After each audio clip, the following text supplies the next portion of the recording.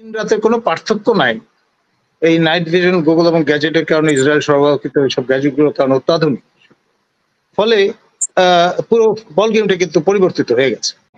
যুদ্ধ প্রস্তুতি আমরা লক্ষ্য করছি তা এবং ইনফ্লাক্স অফ রোহিঙ্গা রিফিউজিস সেটা কিন্তু অবাধে আবারও আমরা দেখছি সংগঠিত হতে।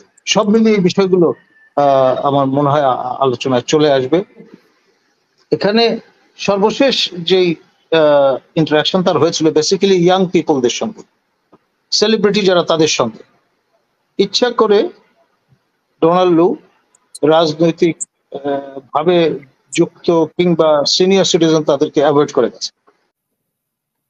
দেখুন, এর আগে যে প্রশ্নটি আমাকে করেছিলেন সেটা অবশ্য স্কিপ করে গেছে, ওইটা একটু অ্যাড্রেস করে তারপরে এই বিষয়টা আসবো।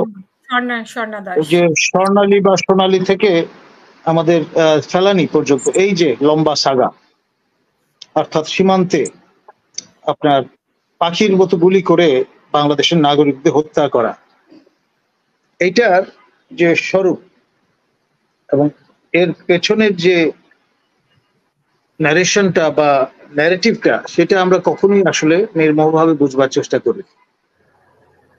বাংলাদেশের ভারতের সঙ্গে যে স্থল সীমান্ত, এইটি পরিপূর্ণভাবে পরিচালনা এবং ব্যবস্থাপনার ক্ষেত্রে ইসরায়েলের একটা ভূমিকা আছে। আমি দীর্ঘদিন ধরে এটা বলবার চেষ্টা করছি। এই যে কাঁটাতারের বেড়া, এই মডেল বা কনসেপ্টটা ইসরায়েল থেকে নেয় ভারতে, এবং আপনার 24 আওয়ার ভিজিলটা তারা নিশ্চিত করতে সক্ষম হয়েছে ইসরায়েল যখন থেকে তাদের নাইট ভিশন, গুগল এবং আপনার গ্যাজেট সরবরাহ করা শুরু করেছে।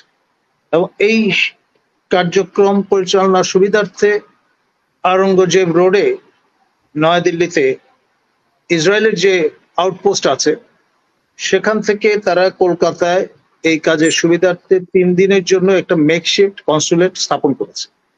3 দিনের জন্য তাদের লোকজন আসে এবং they provide advisory service to BSF. এবং সে কারণে 47 থেকে টিল টু ডেট ডার্কনেস বা অন্ধকার আমাদের সীমান্তবর্তী লোকজনের জন্য যে কাভার হিসেবে ট্র্যাডিশনালি ব্যবহৃত হতো স্মাগলিং থেকে শুরু করে অন্যান্য কাজকর্মের জন্য, সেটা তো পারসেপশন তাদের সেরকমই রয়ে গেছে। কিন্তু এখন যে দিন রাতের কোনো পার্থক্য নাই, এই নাইট ভিশন, গুগল এবং গ্যাজেটের কারণে ইসরায়েল সরবরাহকৃত এইসব গ্যাজেটগুলোর কারণে অত্যাধুনিক। ফলে পুরো বল গেমটা কিন্তু পরিবর্তিত হয়ে গেছে। আমি সাকসেসিভ ডাইরেক্টর জেনারেল যারা আপনার আমাদের আগে বিডিআর, বর্তমানে বিজিবি নাম ধারণ করেছে যে প্রতিষ্ঠানটি, তাদেরকে জানিয়েছি তাদের আসলে to be honest with due respect ওই অর্থে ক্লু নাই, এবং তারা মনে করেছেন একটা গ্রে এরিয়া, এর ভিতরে পা দিলে আমাদের সামরিক কালচারে যে ব্যাপারটি আছে, if you know too much, if you are in the loop, you are in trouble. মানে এই যে কালচার থেকে আমাদের বেরিয়ে আসতে হবে। নলেজ বেস যদি এনহান্স করা না যায়, তাহলে অত্যাধুনিক সামরিক শক্তি অর্জন সম্ভব নয়। এবং আধুনিক ওয়ারফেয়ার হচ্ছে বেসিক্যালি কৌশলের সুপিরিয়রিটি যার থাকবে তার পক্ষে বা অনুকূলে থাকবে যুদ্ধ পরিস্থিতি। সে বিষয়টা আমাদের ভুলে গেলে চলবে না। যাক, পরবর্তী যে প্রসঙ্গটি আপনি উত্থাপন করেছেন, এটি আপনার যদি বিশ্লেষণ করতে হয় তাহলে আমাদের 2+2 যে দিল্লিতে বৈঠক হয়েছিল 7 জানুয়ারি নির্বাচনের আগে, সে বিষয়টা ভুলে গেলে চলবে না। এবং ওই আন্ডারস্ট্যান্ডিং এর ভিত্তি করে মার্কিনিরা দীর্ঘদিনের তাদের স্টেট ডিপার্টমেন্টের যে পলিসি, সেখান থেকে ব্যাক গিয়ারে চলে যায়। They allowed Hasina to conduct 7th January 2024 elections. এবং এই যে ট্যাকটিক্যাল রিট্রিটটা, তার সঙ্গে ওই নির্বাচনের প্রাককালে ডোনাল্ড লু মহোদয়ের ঢাকা আগমনের একটা সম্পর্ক আছে। খেয়াল করে দেখেন, অন্যবার তিনি এসে হয় সিভিল সোসাইটি কিংবা আপনার রাজনৈতিক নেতৃবৃন্দের সঙ্গে কথা বলেছেন, শোল্ডার রাব করেছেন, এবং যাদের সঙ্গে সিভিল সোসাইটি, যাদের সঙ্গে মিট করেছেন তাদের অনেকেই কিন্তু বর্তমান মন্ত্রিসভায় স্থান পেয়েছেন বা উপদেষ্টা মন্ডলীতে স্থান পেয়েছেন। সর্বশেষ যে ইন্টারাকশনটা মার্কিন সেন্টারে আমরা লক্ষ্য করি, মার্কিন নির্বাচনকে সামনে রেখে সেখানে আমাদের honourable adviser Sharmin Morshed resource person হিসেবে উপস্থিত ছিল। আমাদের এই বিষয়গুলো আমরা যদি অনুধাবন না করি তাহলে নলেজ গ্যাপ থেকে যাবে।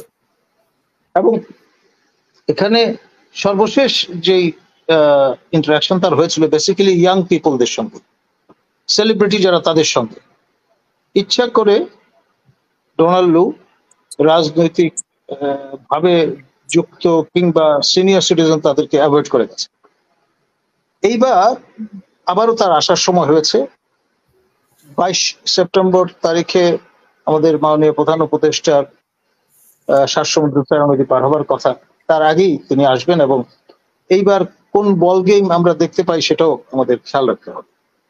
আর যেই বার্তা মার্কিনীরা বারবার দেওয়ার চেষ্টা করেছে, প্লুরাল স্পেস বা ডেমোক্রেসি ডিফেন্ড করতে হবে, এনহান্স করতে হবে এবং কোন অবস্থায় এই স্বৈরতান্ত্রিক চিন্তা ভাবনা, টিরানিক্যাল যে রুল, সেটা কন্টিনিউ করার কোনো সুযোগ নেই। এবং সাউথ এশিয়ায় যে দীর্ঘদিনের যে ট্র্যাডিশন, আপনার ন্যায্যতার যে ধারণা, সেটি যাতে ইরোডেড না হয় এবং প্রতিটি ইন্ডিভিজুয়াল তার যে pursuance for better life, quality life, সে ব্যাপারে সবাইকে যাতে স্পেস তৈরি করে দেওয়া যায় সেই লক্ষ্যে মার্কিনরা কাজ করছে। এবং ওই বিষয়টা যেমন সঠিক বা ঠিক আছে, তার পাশাপাশি এই মোদিজি কিংবা অন্য যারা ভারত থেকে এই সময়টায় নর্থ আমেরিকায় মার্কিন যুক্তরাষ্ট্রে যাচ্ছেন, তারা ডেফিনেটলি যে এজেন্ডাগুলো নিয়ে যাচ্ছেন সেখানে বাংলাদেশ প্রমিনেন্টলি ফিচার্ড হবে। হাসিনার অবস্থান ভারতে, তাদের আশ্রয়ে, তারপর সর্বশেষ যে আপনার যুদ্ধ প্রস্তুতি আমরা লক্ষ্য করছি তা, এবং ইনফ্লাক্স অফ রোহিঙ্গা রিফিউজিস, সেটা কিন্তু অবাধে আবারও আমরা দেখছি সংগঠিত হতে। সব মিলিয়ে এই বিষয়গুলো আমার মনে হয় আলোচনায় চলে আসবে। রিজিওনাল সিকিউরিটি থেকে শুরু করে আপনার পারস্পরিক সহযোগিতা এবং অ্যান্টাই চায়না যে স্ট্রিং অফ পালস, সেটা কিভাবে আরো শক্ত গাঁথনিতে নিয়ে আসা যায় সেই বিষয়গুলি নিয়ে তারা হয়তো চিন্তা করবেন। ভুলে গেলে চলবে না, ভারত মার্কিন যুক্তরাষ্ট্রের strategic partner, at the same time ইসরায়েলেরও স্ট্র্যাটেজিক পার্টনার। এবং ইসরায়েলের যে ইনভলভমেন্টটা ইন দ্য রিজিয়ন, এটা আমরা একেবারেই হিসাবে আনি না। আমাদের মনোভঙ্গি বা দৃষ্টিভঙ্গিটা সেই হরিণের মতো, লতা পাতায় মুখটা ঢাকা পড়ে আছে, পুরো শরীরটা অনাবৃত। এবং আমরা যেহেতু ইসরায়েলকে রিকগনিশন প্রদান করিনি, সেই কারণে আমরা মনে করি তারা ইনকমিউনিকেটও, তাদের সঙ্গে আমাদের কোন রকমের খোঁজখবর করার প্রয়োজন নেই।